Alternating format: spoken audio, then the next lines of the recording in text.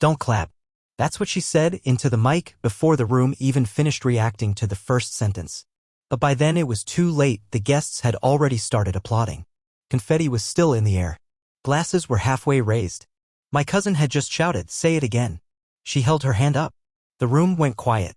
I said, "I've been living a double life." No one laughed. Not because they were offended, but because it didn't sound like a joke. Not the way she said it. Not the way her voice cracked on the word double. I was still standing near the cake. Frosting on my hand. Smile frozen on my face. Wendell didn't know, she continued.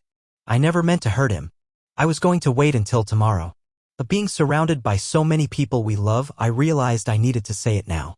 She turned toward me, and her expression, it wasn't cruel. It wasn't triumphant. It was calm. Like she was reading a recipe. I've been in another relationship for 9 months. His name is Trevor. He's here tonight. I didn't look around. I didn't need to. Because she didn't say that line like it was the shocking part. She said it like she was clearing her throat for what came next. I wasn't going to say anything, she went on, but last night something happened. Something that made me realize I can't lie anymore. Not to Wendell. Not to any of you. People were starting to murmur. Chairs shifted. I heard a wine glass tip over. He proposed. Someone gasped. Someone whispered, "What the hell?" near the appetizers. She smiled. I said yes. My ears were ringing. Not like a metaphor. I mean it literal ringing, like after a fire alarm test. I looked at the lit-up "Happy Birthday" sign behind her and wondered why it felt like a punchline now. Then came the part that still plays in my head like a loop. She looked at me. She actually looked at me, not with hate, not with regret. With something worse. Pity. I'm sorry, Wendell. I know this is not how you expected tonight to go. But I want to be free. And I want you to be free too. The silence that followed wasn't empty. It was thick. Suffocating. It felt like everyone in the room was holding their breath, waiting for me to break. I didn't. I looked down at the frosting on my fingers. Licked it without thinking.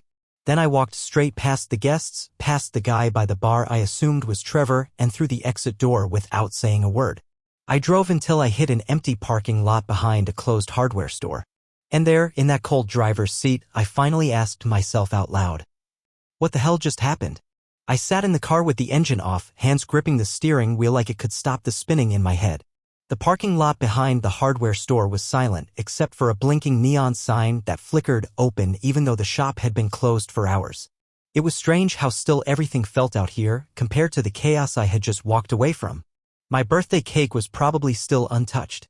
I imagined the candles flickering down, one by one, like little countdowns to a life I didn't recognize anymore. I wasn't crying. I wish I had. That might have helped. Instead, I just kept playing her words back in my head. Not the confession, not even the proposal part, but the way she said, "You should be free too." That line stuck to my ribs. Like she thought she was doing me a favor. Like betrayal wrapped in compassion was some kind of noble gift. My phone buzzed on the passenger seat. 27 missed calls. A few texts. Most from her. One from my sister. "What is happening?" I didn't answer any of them. I didn't even unlock the screen. I just sat there. Still. Numb. Until headlights swept across the lot. A car pulled up beside mine. I flinched. For a second I thought it might be her. But the engine stayed running. No one got out? I leaned back, tried to shrink into the seat. The driver's side window of the other car rolled down halfway. And then I heard it, a man's voice. Calm. Like this was just a conversation over coffee. "I didn't want it to happen this way," he said. I didn't answer. "She wasn't supposed to say anything tonight," he continued. I told her to wait. But she wanted it to be clean. That word. Clean. I almost laughed. He finally got out of the car. Tall, late 30s, wearing a navy shirt I'd seen before, one of the ones that went missing from our laundry a few months ago. My jaw clenched. I recognized him now. He used to be a guest at our game nights. Trevor. The guy who was just helping Callista with her nonprofit work. He walked up to my car window and looked at me like we were coworkers who'd had a scheduling mix-up. "You don't have to hate me," he said. "This was never about you." That's when something in me cracked, not with rage, not even heartbreak, but something quieter. A realization. Like watching a curtain fall and realizing the show had been fake the whole time. I opened the door slowly and stepped out. Not to fight him. Not to scream. Just to ask one question. How long has she been planning this? He hesitated. Then said something I wish I could forget. "She wanted to wait until your mom passed. Out of respect." My blood ran cold. My mom had died 5 months ago. That means they'd already been planning it. I got back into my car, locked the door, turned the ignition without another word. And as I drove away, Trevor standing under the flickering hardware sign behind me, I understood something terrifying. This wasn't just betrayal. It was a performance. And I had been cast as the final scene. I didn't sleep that night. I don't even remember walking into my house. I must have locked the door behind me. At least I hoped I did. But the whole thing felt like I was floating through fog. I turned on no lights. I didn't brush my teeth. I just dropped my keys onto the floor and sat down on the stairs.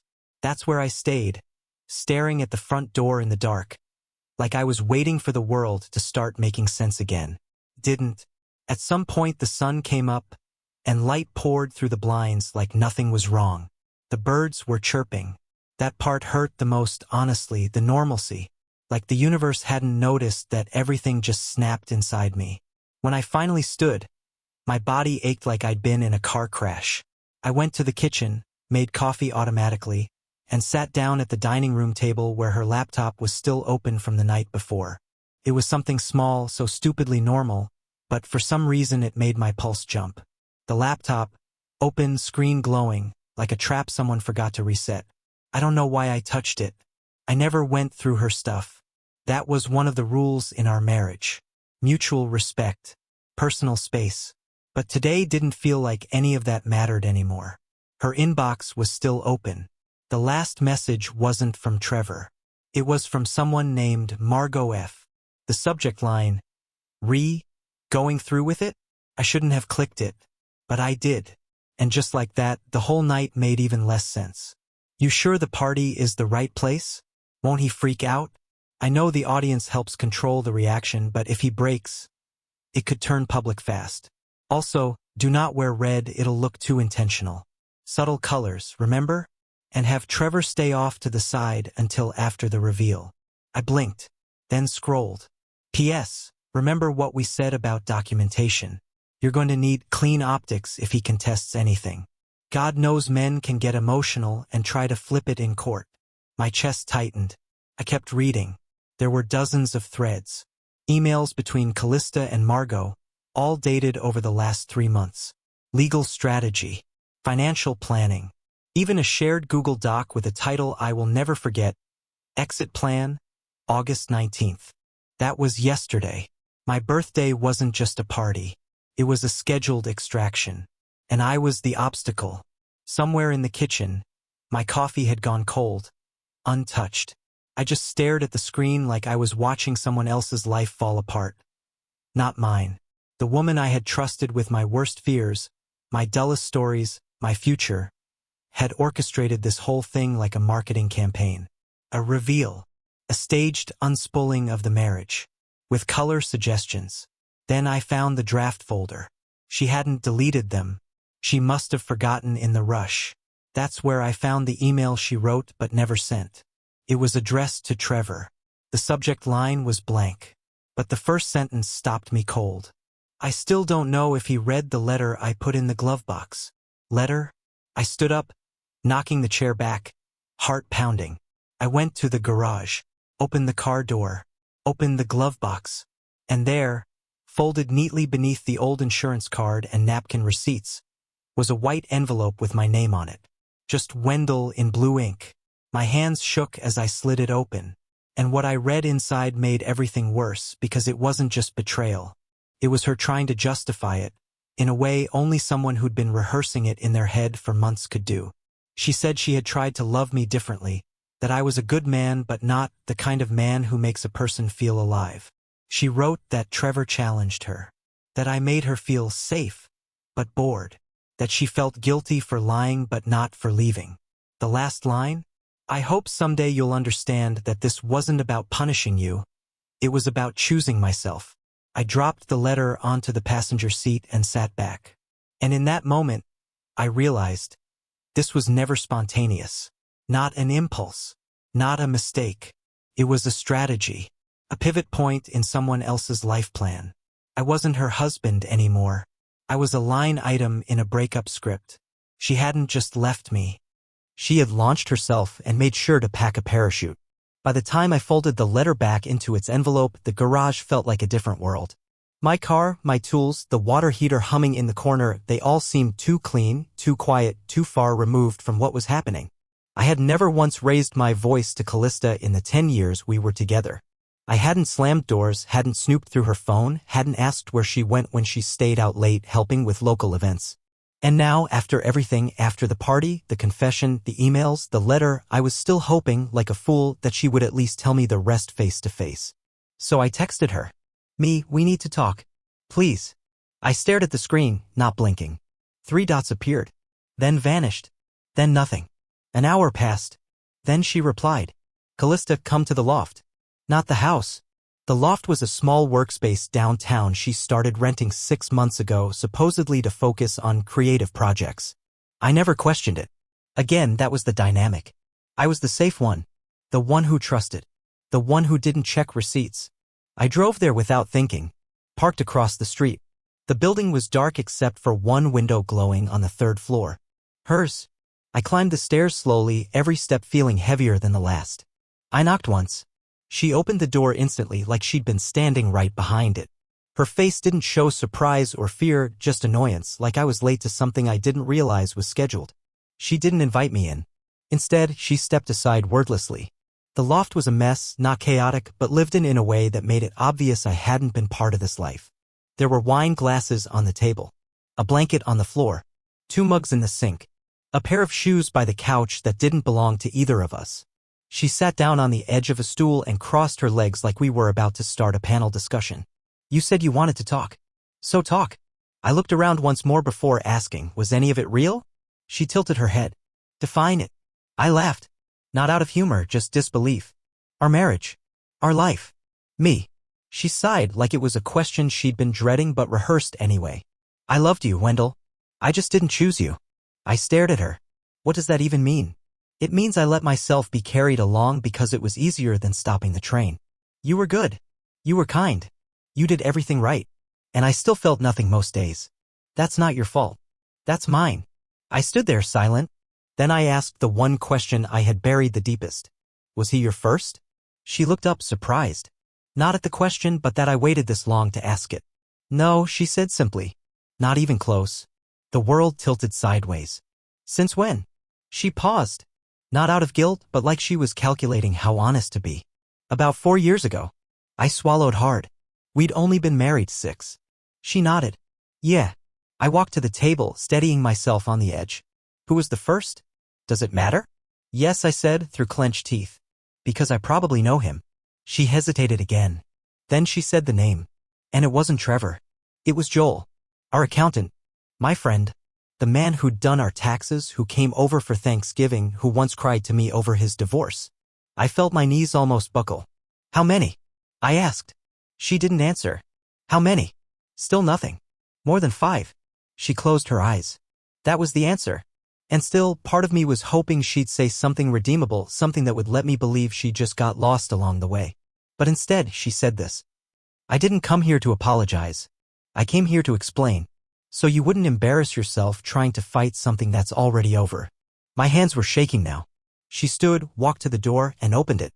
You can stay for 5 more minutes if you want. But I have someone coming by. I looked at her like I didn't know who she was. Because I didn't. She was a stranger in my wife's skin. I walked out without another word. As I reached the stairwell, I heard her behind me calmly asking Siri to dim the lights. And in that moment, I knew she never wanted to tell me the truth. She just wanted me to disappear before I got in the way of her next chapter. I didn't go home that night. I couldn't. I drove aimlessly, stopping at a diner that hadn't changed since the 70s. It smelled like burnt coffee and old ketchup. I sat in the last booth, ordered nothing, and just stared at the window's reflection of my own face. The waitress refilled my water 3 times before giving up on asking if I wanted food. Around 3 a.m. I ended up at my brother Curtis's garage. I hadn't told him anything yet, just said I needed a place to crash. He didn't ask questions. Just tossed me a blanket and went back to his Xbox. The next morning, I woke up on his couch with a stiff neck and a memory like a fist in my chest. I could still hear her voice saying, not even close, when I asked if Trevor was her first. For years of lies. For years of dinners, vacations, anniversaries, all built on a foundation of rot. But something kept pulling at me. Not the letter. Not even the emails. It was something small. Something stupid. The spare closet. A month ago, I had offered to clean out the hallway closet near the laundry room. I opened it and found a box labeled Work Archives. I remember joking, still hiding the treasure, and Callista snapping way too quickly, "That's private." I never opened it. Until now. Curtis gave me a nod when I said I needed to stop by the house.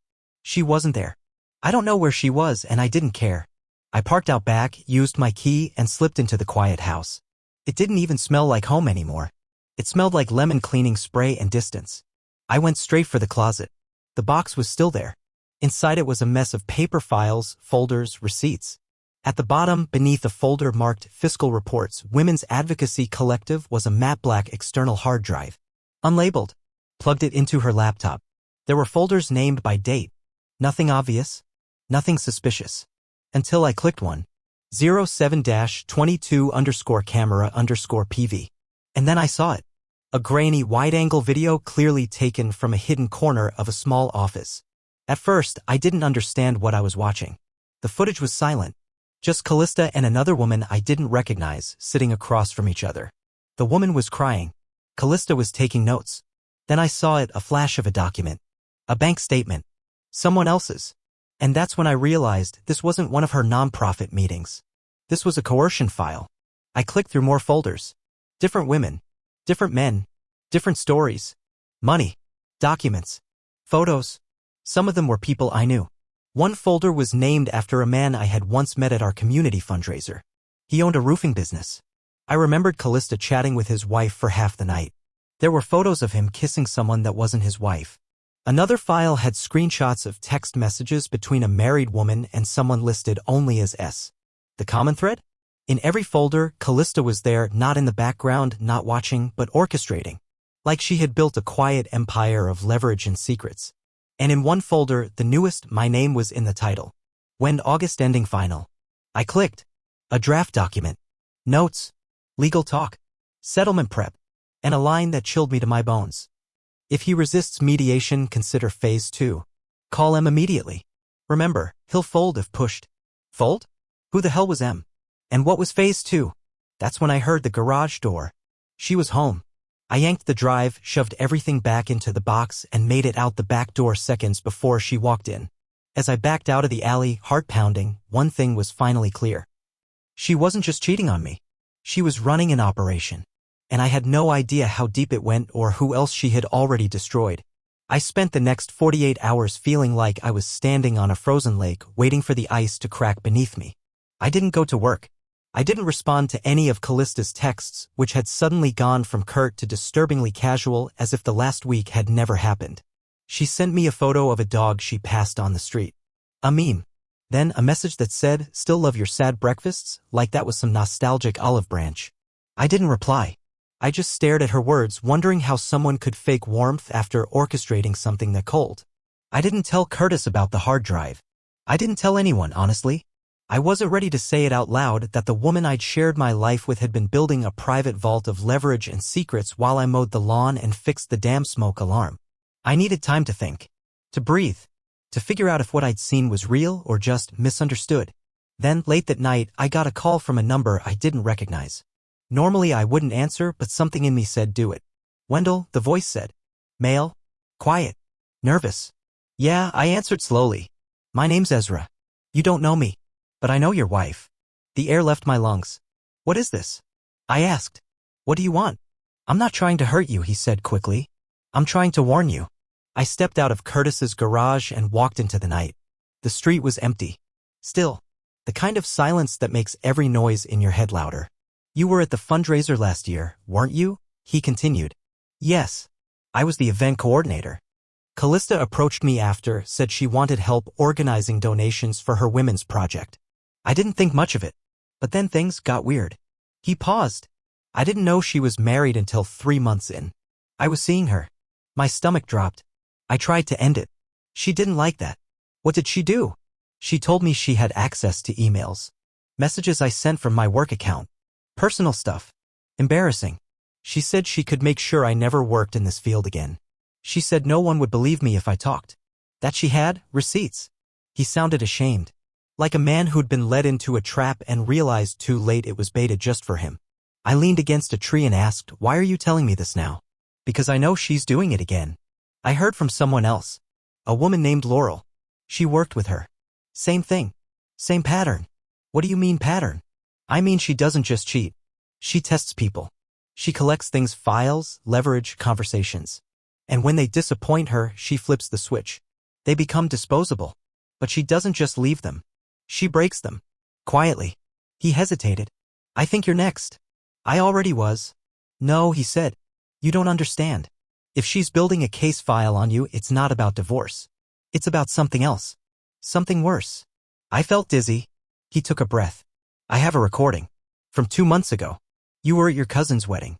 She thought I was asleep in her loft. I wasn't. I heard her talking on speakerphone." "Who was she talking to?" "She called him M." My blood froze. Ezra said, "I don't know who he is, but he's not new. He knew everything. Your schedule. Your job. Even your pension." "My pension." She told him she could access it if she timed things right. He paused again. I sent the recording to a private link. "I'm texting it now. Just listen. You'll understand." The call ended. I stood there, phone shaking in my hand. The link arrived seconds later. I hit play. It was scratchy, faint, but clear enough. Callista's voice, "I'm not going to ask again. If he doesn't sign, we do it your way." A man's voice, "He's not going to sign? You need to be ready." Then her voice again, colder this time, "Then bury him. Financially. Legally. Whatever it takes. Just make sure he disappears." Silence. Then laughter. The audio cut out. I stared at the screen, heart in my throat. Whatever I thought I knew about betrayal, about marriage, about losing someone you loved, none of it prepared me for this. This wasn't just about leaving me. This was about erasing me.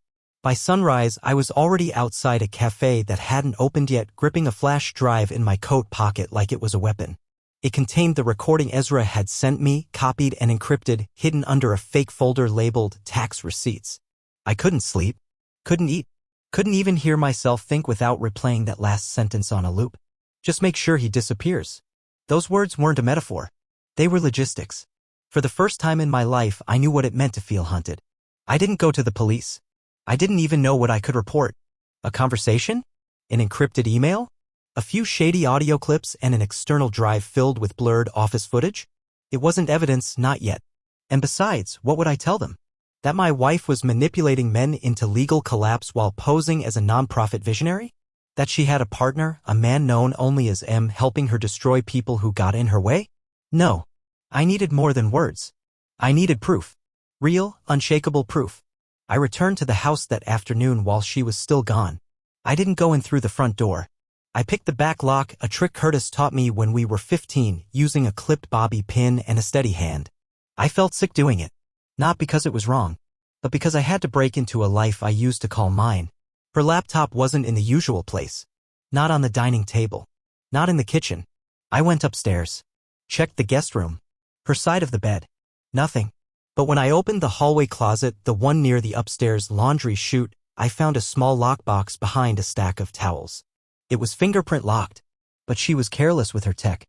I had once seen her use her thumbprint to unlock her tablet while holding a glass of wine in the other hand.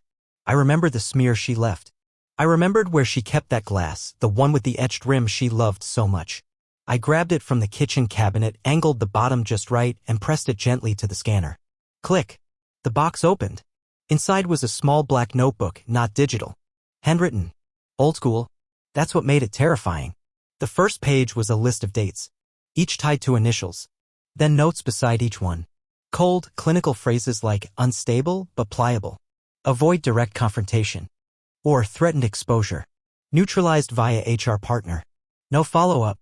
I turned the page. That's when I saw my name. Wend Phase 1, collapse. Identify pressure points, emotional, financial. Disengage gradually, distance. Withhold.